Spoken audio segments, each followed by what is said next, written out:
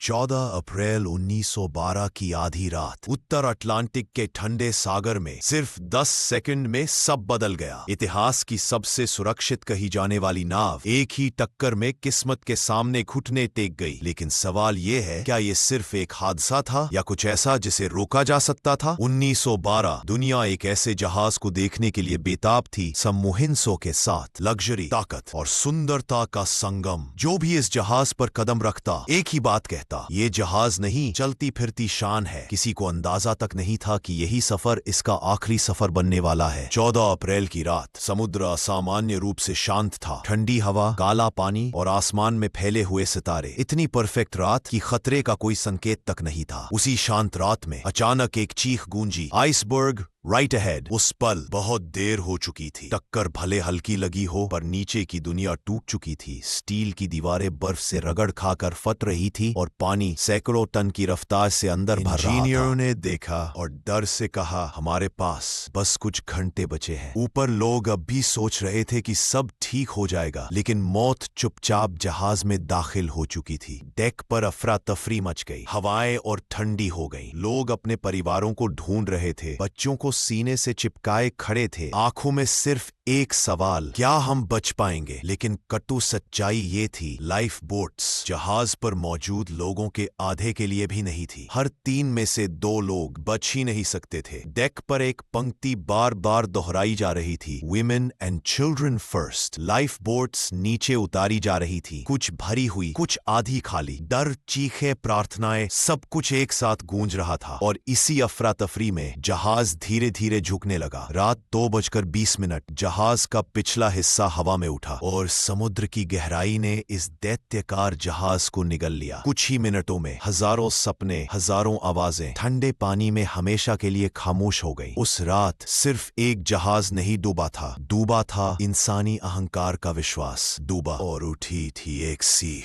कि प्रकृति के सामने इंसान कितना भी महान क्यों न हो, सिर्फ एक लहर उसकी कहानी बदल सकती है।